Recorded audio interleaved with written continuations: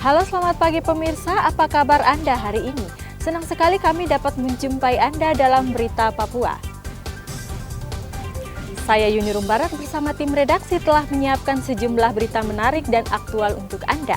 Berikut 3 berita utama kami.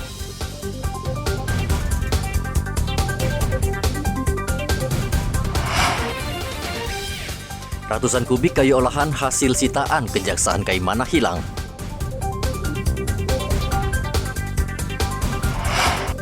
Jaringan internet masih gangguan di Merauke, warga minta kompensasi PT Telkom.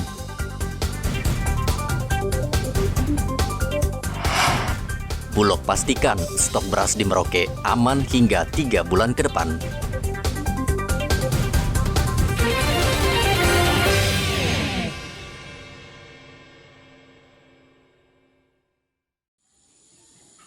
Kejaksaan Negeri Kaimana, Papua Barat telah melapor ke Polres Kaimana atas dugaan hilangnya barang bukti, kayu hasil sitaan yang sedang dalam proses lelang.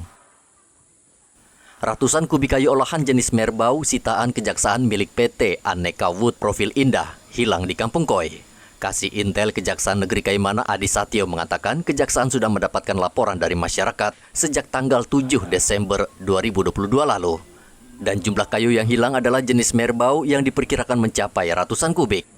Untuk barang sitaan berupa kayu bertempat di Kampung Koi, itu kita pada tanggal 7 Desember tahun 2022 sekira pagi hari kita mendapat informasi dari masyarakat ada beberapa oknum yang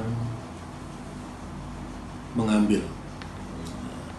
Masyarakat ini melaporkan kepada kami karena mereka mengira kita sudah selesai melakukan pelelangan.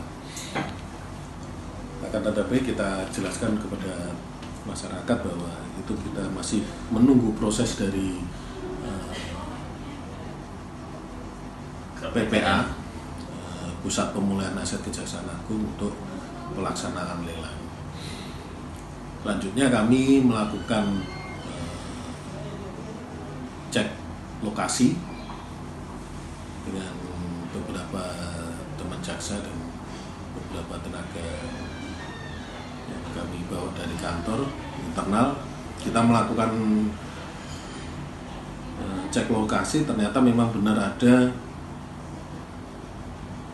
berkurang kayu-kayu tersebut. Kejaksaan Negeri Kaimana saat ini masih menunggu tindak lanjut Polres Kaimana untuk mencari pelaku yang mencuri kayu tersebut. Kayu merbau banyak tumbuh di Maluku, Sulawesi, dan Papua Barat. Kayu ini terkenal sangat keras dan digunakan sebagai meja, kursi, dan peralatan furnitur. Harga kayu merbau cukup mahal. Meski demikian, kayu ini tetap laris di pasaran. Topan melaporkan dari Kaimana, Papua Barat. Tarik. Kuat ya? Pemda Manokwari akan membangun pasar tradisional Sanggeng menjadi pasar modern yang terletak di jantung kota Manokwari. Rencananya pasar akan dibangun 4 lantai dan dilengkapi berbagai fasilitas yang modern. Pasar Sanggeng lama akhirnya dibongkar dan disaksikan langsung Gubernur Papua Barat Paulus Waterpauw dan Bupati Manokwari Hermus Indau Rabu kemarin. Gubernur meminta masyarakat dan pedagang menjaga dan merawat pasar Sanggeng yang baru dan bisa menjadi ikon kota Manokwari. Untuk memberikan sebuah kemudahan bagi anak cucu generasi Papua ke depan. Oleh karenanya itu yang saya mau ingatkan, jangan dorang salah pikir, dorang pikir seakan-akan ini maunya bapak ini maunya bapak itu, tidak. Itu kepentingan untuk kemaslahatan masyarakat, untuk kepentingan besar masyarakat turun-temurun ke depan. Jadi kita sudah tidak susah lagi, mau apa-apa sudah mudah. Pelayanan pemerintah cepat, ya, fasilitas pemerintah cepat, kira-kira begitu ya. Itu yang saya mau sampaikan pada kesempatan ini. Terima kasih banyak untuk Bapak Ibu dan juga keluarga besar Asosiasi Pedagang di Pasar Sanggeng ini. Kalau di Jayapura sudah ada pasar mama-mama yang bagus, ya toh? Sanggeng harus jauh lebih bagus. Bapak pejabat gubernur, kita tidak bisa bicara dengan Bapak Menteri. Ya.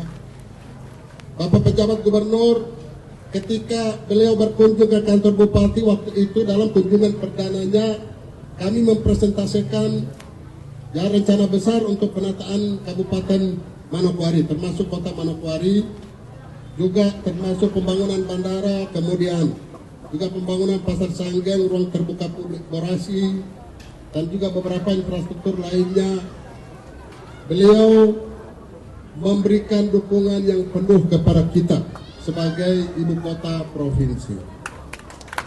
Saya bersyukur bahwasanya beliau bisa datang dan menerima aspirasi kita dan mendampingi kita langsung ketemu dengan Bapak Menteri. Gubernur juga meresmikan pasar sementara untuk pedagang yang akan berjualan. Pasar sementara ini berfungsi selama 1 tahun sampai pasar Sanggeng yang baru selesai dibangun. Saat ini pedagang di pasar Sanggeng lama berjumlah 1.300 orang. Mereka berdagang di pasar seluas 11.000 meter persegi. Sementara pasar Sanggeng baru akan dibangun di atas lahan 2 kali lebih luas dari pasar lama. Selain pasar Sanggeng, Pemkab Manokwari sudah menetapkan 6 program prioritas pembangunan di kota Manokwari, yakni pembangunan jalan alih Trans Bandara Rendani Wosi, pembangunan dan peningkatan alih trase Jalan Esau Sesa Maruni, pembangunan ruang terbuka publik Stadion Borasi, pembangunan jembatan Pepera 1969 di Teluk Sawaibu, dan pembangunan runway dan terminal Bandara Rendani. Edi Musahidin melaporkan dari Manokwari, Papua Barat.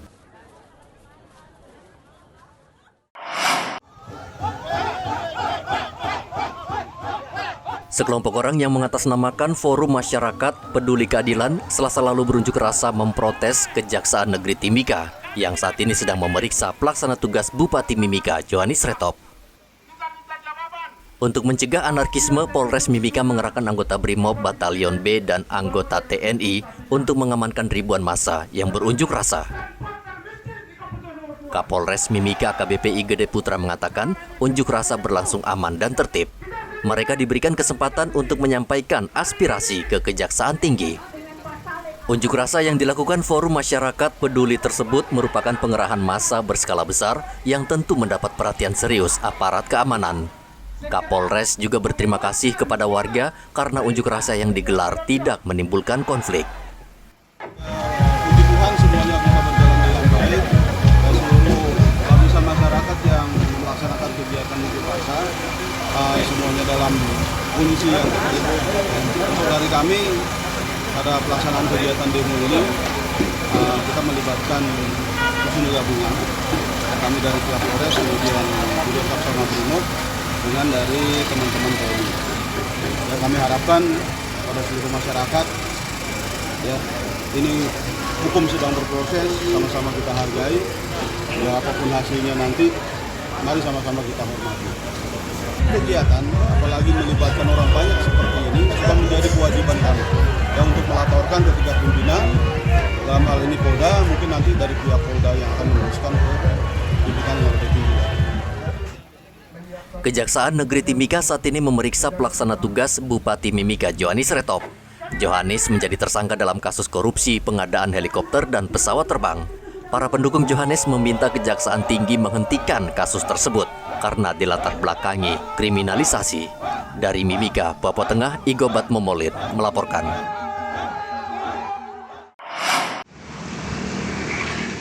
Pemeliharaan jaringan internet yang dilakukan PT Telkom diakui berdampak luas di Merauke. Internet yang sudah menjadi kebutuhan penting sehari-hari saat ini masih sulit diakses warga karena masih dalam perbaikan. Sebagian warga harus bersusah payah mencari lokasi agar telepon genggam atau laptop mereka mendapat sinyal yang baik, sehingga bisa terkoneksi internet atau jaringan. Salah satu kawasan yang diburu adalah Bandara Mopah. Warga berharap PT Telkom memberikan kompensasi tarif bulanan atau langganan karena penggunaan jaringan tidak maksimal. Seperti itu untuk pembayaran, karena kan tidak menggunakan 1 bulan full ya? Iya sih, karena paket juga nggak bisa dipakai karena jaringan tidak tersedia, jadi nanti bisa dikompensasi. Kompensasi ya, tarifnya ya? Berharap sih. Berharap, kira-kira berharap sampai berapa persen Bu kira-kira? Seutuhnya apa gimana? Ya kalau matinya sebulan full ya harusnya full. PT Telkom sebelumnya mengeluarkan edaran terkait pemeliharaan jaringan yang mengalami kerusakan yang berlangsung mulai tanggal 1 Maret hingga 7 Maret. Namun ternyata jadwal pemeliharaan molor dan dijanjikan baru pada tanggal 9 Maret jaringan bisa kembali normal. Muhammad Ridwan melaporkan dari Merauke, Papua Selatan.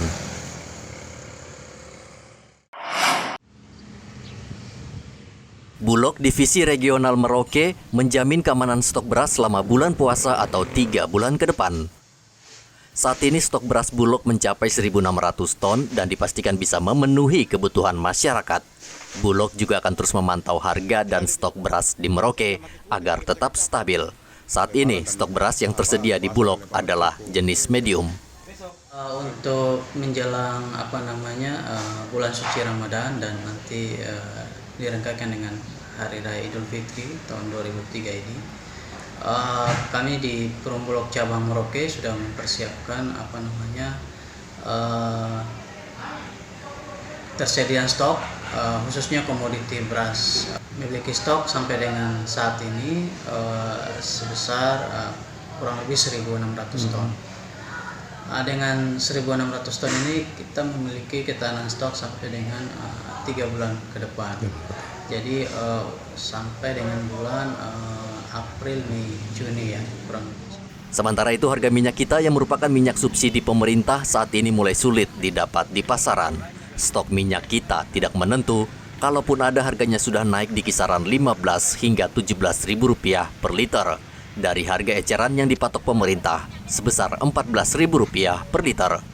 Minyak goreng dengan merek minyak kita ini memang kami di Bulog juga ada menyalurkan minyak tersebut. Di samping pihak-pihak swasta juga menyalurkan minyak tersebut. Nah untuk kita ini kita salurkan tentunya dengan harga masih di bawah HIT. Dengan harapan para pedagang atau mitra kita ini menjual dengan harga sesuai dengan HIT 14.000. Bulog yang juga menyalurkan minyak goreng berupaya menekan harga minyak kita dengan melepas ke pasaran dengan harga eceran Rp14.000. Muhammad Ridwan melaporkan dari Merauke, Papua Selatan.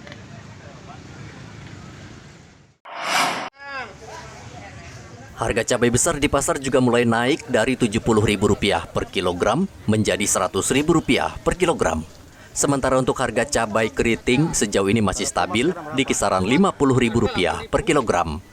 Dari hasil pemantauan di Pasar Wamanggu Merauke, kenaikan juga terjadi pada bawang putih yang sebelumnya dijual Rp35.000 per kilogram, kini naik menjadi Rp45.000 per kilogram. 100.000 dari harga berapa tuh Mas? Dari harga 80. Ya naik apa lagi? besar. Romok besar. Sekarang berapa romok besarnya? 100. 100 juga ya. Dari harga 70. Kalau tomatnya? Tomat masih stabil. Stabil ya. Kalau keriting juga? Keriting masih stabil. Masih stabil. Ini jelang puasa kira-kira makin naik enggak lagi ya? Ya tergantung stok sih kalau di sini. Oh gitu ya. Ya kalau stoknya banyak ya masih. Sementara untuk tomat dan sayur-sayuran justru mengalami penurunan harga. Muhammad Ridwan melaporkan dari Merauke, Papua Selatan. Siapa presiden kita ya? Anak-anak ini serius belajar walaupun mereka hidup di pengungsian jauh dari kampung halaman mereka. Mereka merupakan korban kekerasan yang dilakukan KKB di Kabupaten Intan Jaya yang merupakan daerah rawan konflik bersenjata. Di kamp pengungsian, anak-anak dibimbing dan diajar guru sebagian dari anggota Polri. Mereka tampak belajar serius walaupun dalam situasi yang serba terbatas. Salah seorang pengajar, Yuliani Akagi dari Yayasan Somatua, merasa bersyukur atas bantuan anggota Babin Kamtipmas yang mau mengajar anak-anak ini di Taman Bacaan Somatua, Kelurahan Timika Jaya, Distrik Mimika Baru.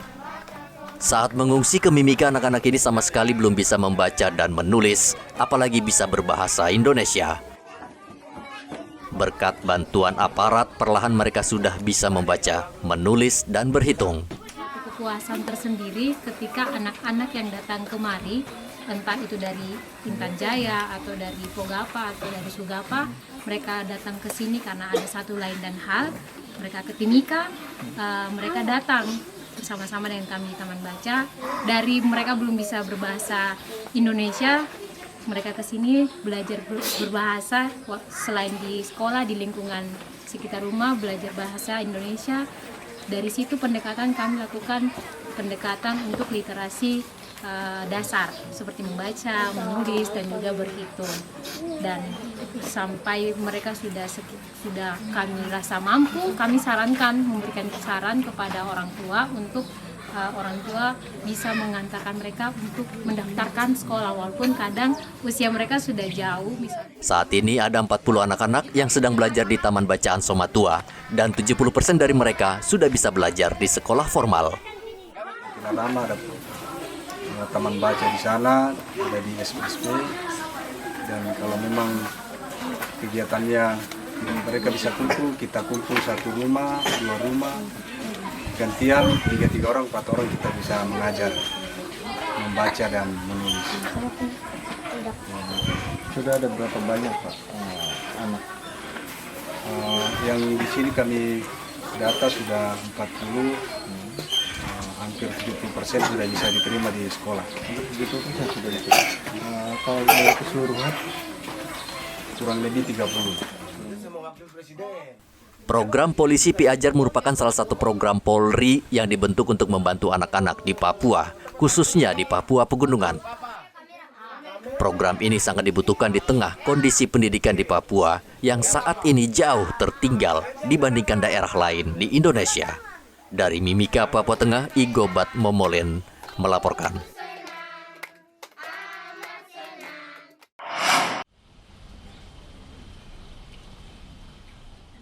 Untuk pertama kali, pemerintah Kota Jayapura menyerahkan 9 sertifikat kepada perajin batik di Kota Jayapura. Sertifikat tersebut terdiri dari 5 sertifikat hak atas kekayaan intelektual atau HAKI, 2 sertifikat nomor induk berusaha atau NIB, dan 2 sertifikat merek dagang. Penjabat Wali Kota Jayapura Frans PK mengatakan dengan sertifikat ini para perajin batik dapat termotivasi dan semakin tekun mendesain motif batik lebih indah dan berkualitas. Frans juga berharap para perajin asli Papua semakin bersemangat untuk terus berkarya. Tentu apa yang dilakukan hari ini memiliki sebuah tujuan, sebuah niat dan semangat yang besar, semangat yang diharapkan oleh pemerintah kota kepada Bapak Ibu sekalian para pelaku usaha, bahwa pemerintah kota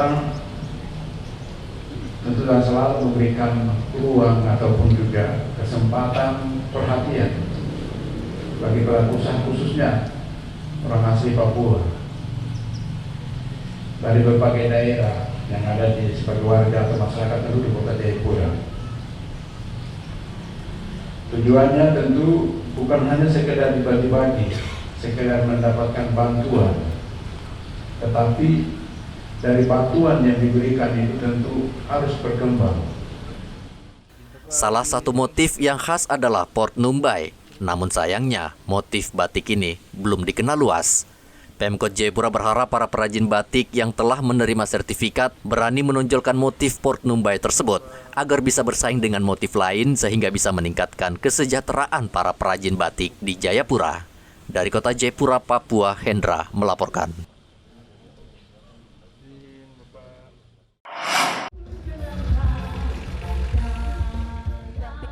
Wakil Menteri Agama Republik Indonesia Zainud Tauhid Saadi meresmikan Tugu Harmoni Award di Kota Jayapura. Peresmian itu dalam rangka HUT Kota Jayapura ke-113 tahun. Zainuddin Tauhid Saadi mengatakan pembangunan tugu tersebut merupakan simbol umat beragama di Kota Jayapura. Ia mengatakan tugu tersebut ibarat anugerah Tuhan yang diletakkan di pundak masyarakat dan pemerintah daerah setempat untuk saling bekerja membangun Kota Jayapura menjadi kota beriman dan modern. Replika Harmoni Award sebagai monumen utama wujud harmonisasi umat dan kuatnya kerukunan umat di Kota Jayapura, juga deklarasi tokoh agama dan ikrar pelajar untuk menjaga kerukunan umat di Kota Jayapura salah satu tonggak bersejarah selama kota Jayapura berdiri dan berdaya saing berupa properti, sosial religi, yakni berdirinya Tugu Harmonic World tahun 2022 yang hari ini kita resmikan. Hal yang sama juga disampaikan penjabat Wali Kota Jayapura Frans Peke. Ia mengatakan tugu tersebut didirikan bukan hanya sebagai simbol, tetapi menjadi pengingat bagi masyarakat Kota Jayapura agar tetap menjaga toleransi umat beragama. Sudah sepantasnya dan selayaknya lah pemerintah melalui Kementerian Agama Republik Indonesia memberikan penghargaan kepada pemerintah dan masyarakat Kota Jayapura. Ketika konflik atau masalah terjadi di Papua, di Kota Jayapura, tidak pernah karena masalah agama, tidak pernah. Yang ada masalah kriminal. Gara-gara mampu berbaktikan baru sudah ketua perhubungan datang diselesaikan. Atau juga konflik-konflik karena politik praktis atau politik kota. Tetapi belum pernah terjadi konflik antar agama. Itu indikator menunjukkan harmonisasi hubungan antar umat beragama di Papua dan khususnya di Kota Jayapura. Wakil Menteri Agama memberikan apresiasi yang tinggi kepada pemerintah Kota Jayapura karena telah menjaga dan merawat persatuan dan kesatuan umat, dan Kota Jayapura bisa menjadi contoh bagi daerah lain di Indonesia. Dari Kota Jayapura, Papua, Hendra melaporkan. Informasi tadi sekaligus menutup jumpa kita dalam Berita Papua hari ini. Saya Yunrum Barar bersama tim redaksi mengucapkan terima kasih atas perhatian Anda. Selamat pagi dan sampai jumpa. Wanyambe.